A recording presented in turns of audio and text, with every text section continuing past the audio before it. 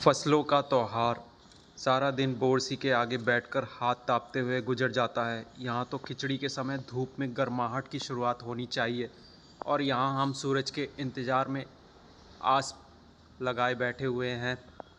पूरे 10 दिन हो गए, सूरज लापता है। आज सुबह तो रजाई से निकलने की हिम्मत ही नहीं हो रही थी।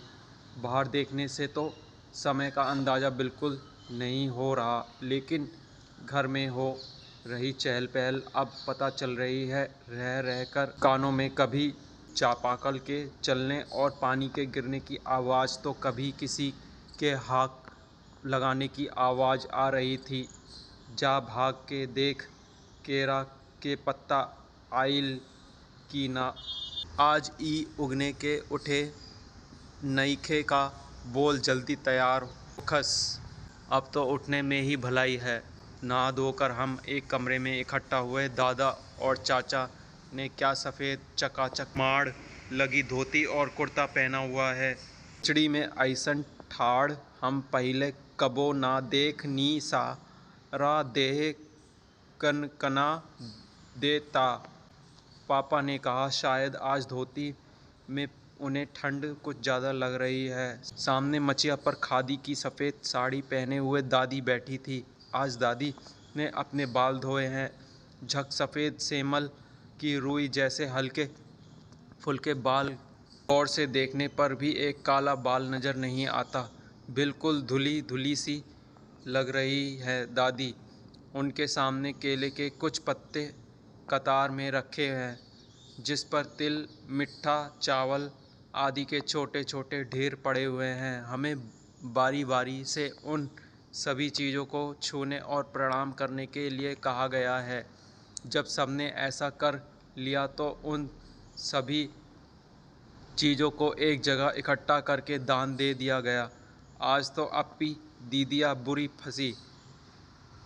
उन्हें ना तो चूड़ा दही ही पसंद है और ना ही खिचड़ी, पर आज तो फरमाइशी नाश्ता नहीं चलेगा। उन्हें दोनों ही चीज़ें खानी पड़ेगी। आज खिचड़ी जो है। खिचड़ी खाने के बाद सभी ने गया से आए तिल, गुड़ और चीनी के तिलकुट को बड़े चाव से खाया। खाते खाते मैं सोच रही थी कि कितनी अलग है ना यह खिचड़ी जो अभी हम मना कर रहे हैं। इस खिचड़ी मनाते हैं उसकी अलग ही मस्ती हुआ करती थी। छुट्टी का दिन नाव में बैठकर गंगा नदी के सैर और फिर टापू पर बालू में दौड़ते हुए पतंग उड़ाना या उड़ाने की कोशिश करना, कितना मज़ा आता है। इधर हम पतंग उड़ाते थे और वहीं थोड़ी दूर पर गुरुजी, बिमला दिद्दा, आनंद जी, झिलमिट भैया सब मिलकर ईंट से बने चूल्हे पर बड़े बड़े कड़ाहों में खिचड़ी बनाते थे। हम भी बीच बीच में अपनी पतंगों को सुस्ताने का मौका देते हुए मटर और प्याज छीलने बैठ जाते। वैसे खिचड़ी फिर दोबारा खाने को नहीं मिली। वाकई ढंग कैसा भी हो, पर है ये खुशियों का त्यौहार। जनवरी माह के मध्य में भारत के लगभग सभी प्रांतों में फसलों से जुड़ा कोई ना कोई त्यौहार मनाया जाता है। कोई फसल के त्यौहार हो जाने पर खुशी बांटता है तो कुछ लोग इस उम्मीद में खुश होते हैं कि अब पाला कम होगा, सूरज की गर्मी बढ़ने से खेतों में खड़ी फसल तेज़ी से बढ़ेगी। सभी प्रांतों और इलाकों का अपना रंग और अपना ढंग नज़र आता है। इस दिन सब लोग अच्छी तरह पैदावार की उम्मीद और फसलों के घर में आने की खुशी का इजहार करते हैं। उत्तर प्रदेश, बिहार, मध्य प्रदेश में मकर संक्रांति या तिल संक्रांत, असम में बिहू, केरल में ओणम, तमिलनाडु में पोंगल, पंजाब में लोहड़ी, झारखंड में सरहुल, गुजरात में पतंग के पर्व। सभी खेती और फसलों से जुड़े त्यौहार हैं। ये जनवरी से मध्य अप्रैल तक अलग अलग समय मनाया जाता है। झारखंड में सरहुल बड़े जोशो खरोश के साथ मनाया जाता है। 4 दिनों तक इसका जश्न चलता रहता है। अलग अलग जनजातियों इसे अलग अलग समय में मनाती हैं। संथाल लोग फरवरी मार्च में तो औरांब लोग इसे मार्च अप्रैल में मनाते हैं। आदिवासी आमतौर पर प्रकृति की पूजा करते हैं। सरहुल के दिन विशेष रूप से साल के पेड़ की पूजा की जाती है। यही समय है जब साल के पेड़ों में फूल आने लगते हैं और मौसम बहुत ही खुशनुमा हो जाता है। स्त्री पुरुष दोनों ही ढोल मंजीरे लेकर रात भर नाचते गाते हैं। चारों ओर फैली हुई छोटी छोटी घाटियाँ, लंबे लंबे सालों के वृक्षों का जंगल और वहीं आसपास बसे छोटे छोटे गांव लिपे पुते करीने से बुहारे और सजाए गए। अपने घरों के सामने लोग एक पंक्ति में कमर की बाहें डालकर नृत्य करते हैं। अलग दिन वे नृत्य करते हुए घर घर जाते हैं और फूलों के पौधे लगाते हैं। घर घर से चंदा मांगने की भी प्रथा है, पर चंदे में मालूम है क्या मांगते हैं? मुर्गा, चावल और मिश्री। फिर चलता है खाने पीने और खेलों का दौर। तीसरे दिन जाकर पूजा होती है, जिसके बाद लोग अपने कानों में सरई का फूल पहनते हैं। इसी दिन से बसंत ऋतु की शुरुआत मानी जाती है। धान की भी पूजा होती है। पूजा किए हुआ आशीर्वाद धान अगली फसल में बोया जाता है। तमिलनाडु में मकर संक्रांति या फसलों से जुड़ा त्यौहार पोंगल के रूप में मनाया जाता है। इस दिन खरीफ की फसलें चावल, अरहर आदि काटकर घरों में पहुंचती है। लोग नए धान कूटकर चावल निकालते हैं। हर घर में मिट्टी का नया मटका लाया जाता है, जिसमें नए चावल, दूध और गुड़ डालकर पकाने के लिए धूप में रख देते हैं। हल्दी शुभ मानी जाती है, इसलिए साबुत हल्दी को मटके के मुंह के चारों ओर बांध देते हैं। यह मटका दिन में 10:30-12 बजे तक धूप में रखा जाता है। जैसे ही दूध उफान आता है तो दूध चावल मटके से बाहर गिरने लगता है, तो पोंगला पोंगल, पोंगला पोंगल के स्वर सुनाई देते हैं। दूसरी ओर गुजरात में पतंगों के बिना तो मकर संक्रांति का जश्न अधूरा ही माना जाएगा। इस दिन आसमान की ओर यदि नज़र उठाए तो शायद हर आकार और रंग रूप की पतंगें आकाश में लहराती हुई मिलें। प्रत्येक गुजराती, चाहे वह किसी भी धर्म, जाति या आयु का हो, पतंग उड़ाता है। हजारों लाखों पतंगों से सूर्य भी ढक सा जाता है। कुमाऊं में मकर संक्रांति को धुतुतिया भी कहते हैं। इस दिन आटे और गुड़ को गूंद कर पकवान बनाए जाते हैं। इन पकवानों को तरह तरह के आकार दिए जाते हैं, जैसे डमरू, तलवार, दाड़िम का फूल आदि। पकवान को तलने के बाद एक माला में पिरोया जाता है। माला के बीच में संतरा और गन्ने की गुडेरी पिरोई जाती है। यह काम बच्चे बहुत रुचि और उत्साह के साथ करते हैं। सुबह बच्चों को माला दी जाती है। बहुत ठंड के कारण पक्षी पहाड़ों से चले जाते हैं। उन्हें बुलाने के लिए बच्चे इस माला से पकवान तोड़ तोड़ कर पक्षियों को खिलाते हैं और गाते हैं, कौआ आओ धुदुत आओ, ले कौआ बड़ो, मैं कह दे जा सोने का घड़ो, खा ले पूरी मकेदे जा सोने की छुरी। इसके साथ ही जिस चीज़ की कामना हो वह मांगते हैं। है ना कितने अलग अलग अंदाज मकर संक्रांति को मनाने के। कहीं दूध, चावल और गुड़ की खीर बनती है तो कोई 5 प्रकार के नए अनाज की खिचड़ी बनाता है। कहीं कहीं लोगों का सैलाब नदी में स्नान के लिए उमड़ पड़ता है। लोग ठंड से ठिठुरते रहेंगे, पर बर्फीले पानी में कम से कम एक डुबकी तो ज़रूर लगाएंगे। हाल यह होता है कि इन जगहों पर तिल खाने की भी जगह नहीं होती। तिल से याद आया, मकर संक्रांति के दिन पानी में तिल डालकर स्नान करना, तिल दान करना, आग में तिल डालना, तिल के पकवान बनाना विशेष महत्व रखता है। तुम्हारे घर या इलाके में इस त्यौहार को कैसे मनाया जाता है? इसे खिचड़ी पोंगल, मकर संक्रांति या कुछ और कहा जाता है? या तुम फसलों से जुड़े कोई और त्यौहार मनाती हो? यदि तुम आपस में बात करो तो तुम्हें यह जानकर हैरानी होगी कि कई बार एक ही इलाके में रहने वाले लोग भी इस त्यौहार को अलग अलग ढंग से मनाते हैं।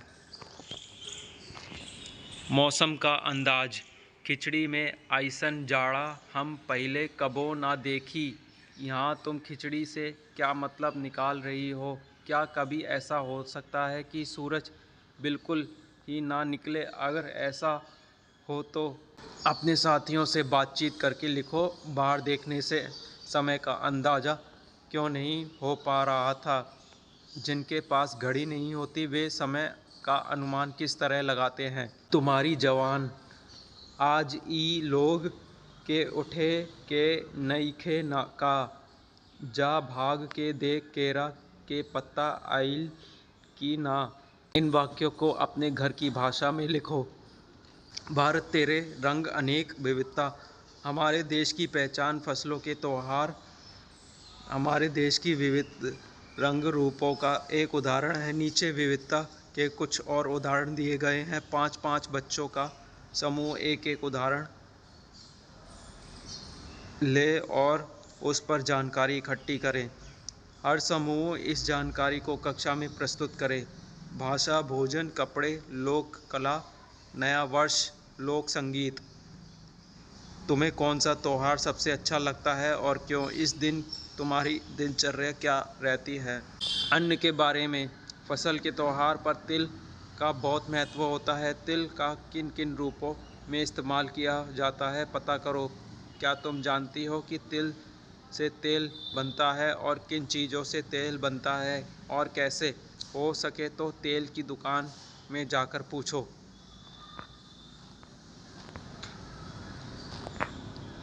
किसान और चीज़ों का सफ़र। किसान और खेती बहुत से लोगों की जानी पहचानी दुनिया का हिस्सा नहीं है। विशेष रूप से शहर के ज़्यादातर लोगों को यह एहसास नहीं है कि हमारी ज़िंदगी किस हद तक इनसे जुड़ी हुई है। देश के कई हिस्सों में आज किसानों को जिंदा रहने के लिए बहुत मेहनत और संघर्ष करना पड़ रहा है। अगर यह जानने की कोशिश करें कि हम दिन भर जो चीज़ें खाते हैं वे कहाँ से आती हैं, जो किसानों की हमारी ज़िंदगी में भूमिका को हम समझ पाएंगे। आलू की पकौड़ी, बर्फ़ी और आइसक्रीम, इन 3 चीज़ों के बारे में नीचे दिए गए बिंदुओं को ध्यान में रखते हुए जानकारी इकट्ठी करो और मेरी कहानी के रूप में उसे लिखो।